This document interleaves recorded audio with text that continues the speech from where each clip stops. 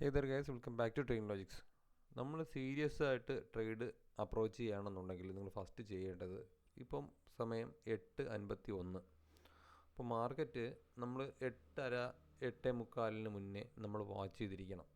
ഇപ്പോൾ ഒരു 9 മണിക്ക് മുൻപ് പ്രീ ഓപ്പൺ മാർക്കറ്റിന് മുൻപ് തന്നെ നമ്മുടെ ജഡ്ജിമെൻറ്റ് ക്ലൗഡ് ആവുന്നതിന് മുന്നേ തന്നെ നമ്മൾ മാർക്കറ്റിൽ എന്ത് നടക്കുന്നുണ്ട്, ഗ്ലോബലി എന്ത് നടക്കുന്നുള്ള കാര്യം നമ്മൾ കൃത്യമായി അറിഞ്ഞിരിക്കണം. അതിന് സഹായിക്കുന്ന ഒരു ഫ്രീ സൈറ്റാണ് investing.com.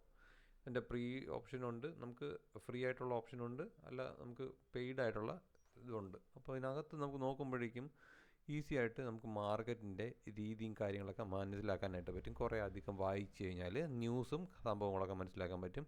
മേജറായിട്ടുള്ള ഇൻഡിസസ് എന്തൊക്കെ ചെയ്യുന്നുണ്ടെന്നുള്ള കാര്യം കൃത്യമായി മനസ്സിലാക്കാൻ പറ്റും.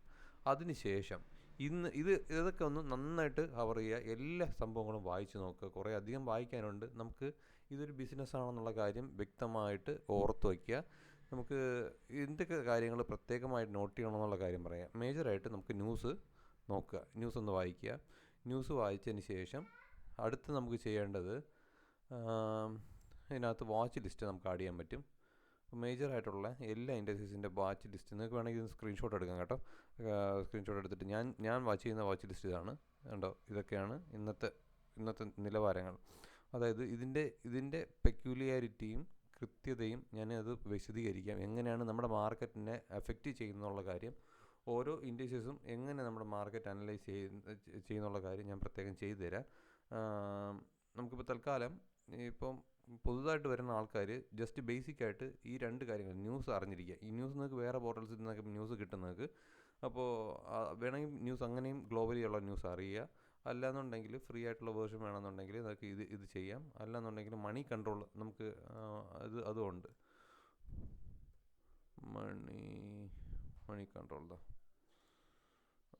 മണി കൺട്രോളിൽ നിന്നും നമുക്ക് അതിനകത്ത് നിന്ന് നമുക്ക് ന്യൂസ് കിട്ടും.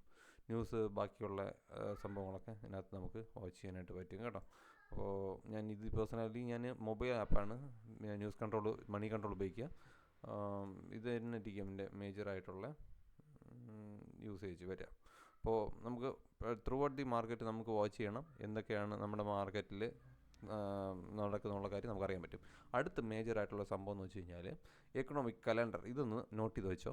എക്കണോമിക് കലണ്ടർ എന്ന് വെച്ച് കഴിഞ്ഞാൽ ഇന്നേ ദിവസം എന്തൊക്കെ പ്രഖ്യാപനങ്ങളുണ്ടെന്നും ആരൊക്കെ പ്രസംഗിക്കാൻ പോകുന്നുണ്ടെന്നുള്ള കാര്യം നമുക്ക് കൃത്യമായ രീതിയിൽ നമുക്കിത് മനസ്സിലാക്കാനായിട്ട് പറ്റും കേട്ടോ. അപ്പോൾ ഇപ്പോൾ GDP ഗ്രോത്ത് കണ്ട ഈ ഒരു റെഡ് കളറിൽ കാണുന്നത് കൃത്യമായ രീതിയിൽ നോട്ട് ചെയ്യുക. ഇതാണ് ഇന്ത്യൻ മാർക്കറ്റിനെ എഫക്റ്റ് ചെയ്യാനായിട്ട് ഉള്ള സംഭവങ്ങൾ. അതായത് മേജറായിട്ടുള്ള കാര്യമാണ് ഈ റെഡ് കളറിൽ നോട്ട് ചെയ്തിരിക്കുന്നത്. ഈ ബോൾഡിനകത്ത് എഴുതിയിരിക്കുന്ന അത്രയും ഈ ഒരു സംഭവം അതും ഇമ്പോർട്ടൻ്റ് ആണ്, വായിക്കുക. പക്ഷേ ഇതിന് ഇമ്പാക്ഷൻ നമുക്ക് നമ്മുടെ ഇന്ത്യൻ മാർക്കറ്റിൽ ഇമ്പാക്റ്റ് ചെയ്യാനായിട്ടുള്ള ചാൻസ് കൂടുതലാണ്. സോ അത് നോട്ട് ചെയ്യുക. മേജറായിട്ടുള്ള ന്യൂസ് നോട്ട് ചെയ്യുക. ഇൻഫ്ലേഷൻ റേറ്റ് കണ്ടോ, കാനഡയുടെ ഇൻഫ്ലേഷൻ റേറ്റ് വരുന്നുണ്ട്. അപ്പോൾ ബാക്കി ഇതുണ്ട് US-ൻ്റെ ഒക്കെ എല്ലാ കാര്യങ്ങളും ഇതിനകത്ത് കൃത്യമായ രീതിയിൽ എത്ര മണിക്ക് അവരുടെ ഷെഡ്യൂൾ അനുസരിച്ച് നമുക്ക് എക്കണോമിക് കലണ്ടർ നമുക്ക് വാച്ച് ചെയ്യും. ഇത് ഇമ്പോർട്ടൻ്റ് ആണ് കേട്ടോ. അപ്പോൾ ഇതൊക്കെ ഒന്ന് വാച്ച് ചെയ്യുക, ഇതിലൊക്കെ ഒന്ന് പരീക്ഷിച്ച് നോക്കുക. ഇത് നമുക്ക് 100 ദിവസം ഒരു നമുക്ക് ആപ്ലിക്കേഷനും കാണത്തില്ല. നമ്മൾ ട്രേഡിങ്ങിൽ വലിയ ആപ്ലിക്കേഷൻസ് ഒന്നും കാണത്തില്ല. പക്ഷേ 101ാമത്തെ ദിവസം നമുക്ക് ചെറിയ ആപ്ലിക്കേഷൻസ് എങ്കിലും നമുക്ക് ഇതിന് തരാനായിട്ട് സാധിക്കും. കാരണം ചെറിയൊരു നമുക്ക് ഗോൾഡ് റൈസ് ആയെന്ന് വെച്ചാൽ ഉദാഹരണം പറയുവാണ്. ഗോൾഡ് റൈസ് ആയതിന് അർത്ഥം എന്ന് വെച്ച് കഴിഞ്ഞാൽ ഗോൾഡ് റൈസായി, US ബോണ്ട് റൈസായി, ഇന്ത്യൻ 10 ഇയർ ബോണ്ട് റൈസായി. ഈ മൂന്നും റൈസ് ആകുമ്പോഴേക്കും ഇന്ത്യൻ മാർക്കറ്റിനെ അത് നെഗറ്റീവായിട്ടാണ് ബാധിക്കുക. അപ്പം ഹെവി ആയിട്ട് ഇവിടെ സ്പൈക്കുകൾ കാണുമ്പോഴേക്കും നമുക്ക് മനസ്സിലാക്കാൻ പറ്റും മാർക്കറ്റ് അടുത്ത സെക്ഷനിൽ മേ ബി അത് ഡൗണിലോട്ട് പോകാനുള്ള ചാൻസ് ഉണ്ട്.